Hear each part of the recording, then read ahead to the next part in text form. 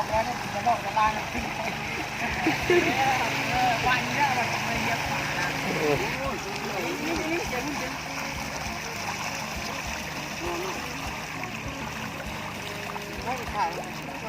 ตัวใหญ่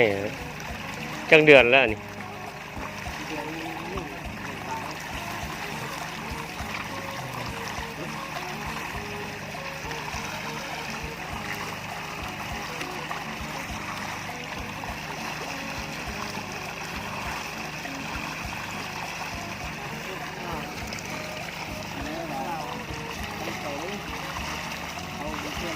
โอ้ปันคงอยู่นี่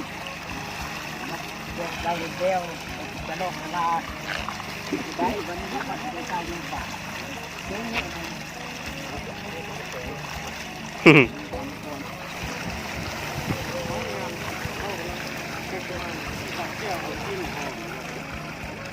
จำไปโน่นมาจริงมันเนาะจำแล้วก็ฆ่าตั้งไปเลย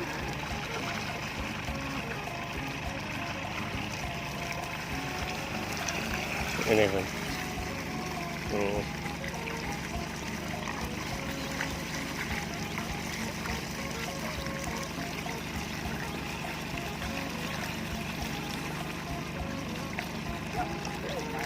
นี่คือวิธีเอาปลาออกจากหนอง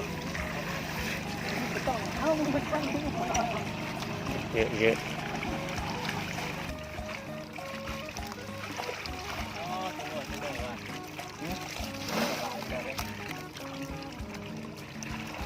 ประมาณจักตัวโลนี่สิ50 ตัวโล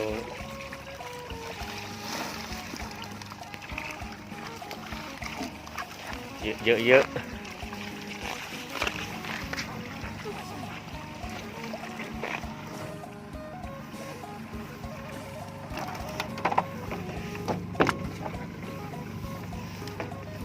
ไม่เนี่ย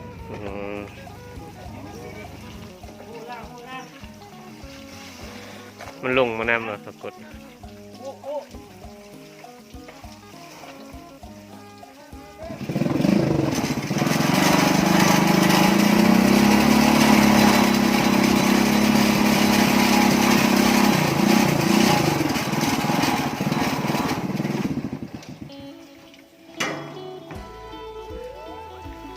ทางจักรโลเลย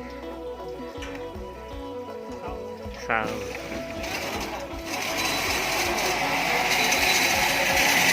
ขั้นตอนเอาปลาลงกระสังปลาน้อยเข้ากระสัง